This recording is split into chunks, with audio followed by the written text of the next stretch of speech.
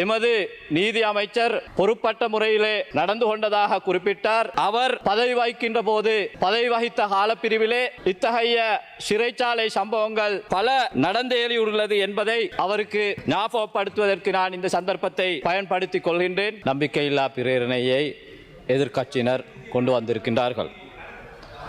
சுதந்திரத்துக்கு பின்னர் சிறைச்சாலையில் பல்வேறு சந்தர்ப்பங்களில் பல்வேறு காலகட்டங்களில் இத்தகைய தாக்குதல்கள் நடைபெற்றிருக்கின்ற வரலாறை நாங்கள் நன்றாக அறிந்திருக்கின்றோம்.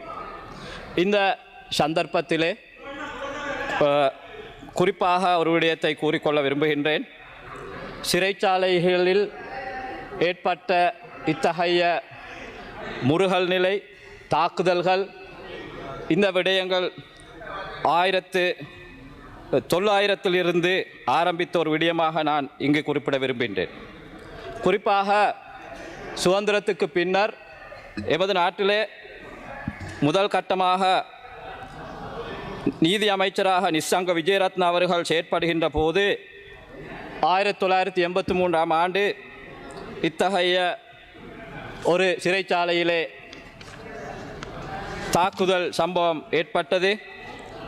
அந்த சம்பவத்தின் மூலமாக குறிப்பாக எமது தமிழ் சமூகத்தைச் சேர்ந்த கைதிகள் 53 பேர் மரணித்திருக்கின்றார்கள். நேற்றைய தினம் கூட கருப்பு ஜூலை என்ற பெயரில் அந்த விடயத்தை நாங்கள் விவாதித்தோம்.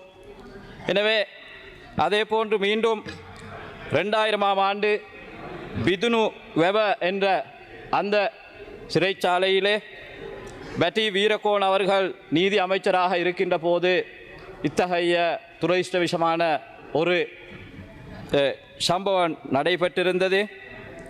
அந்த சம்பவத்தில் 12 வயது உரிய ஒரு சிறுவர் கூட கொலை செய்யப்பட்டிருப்பது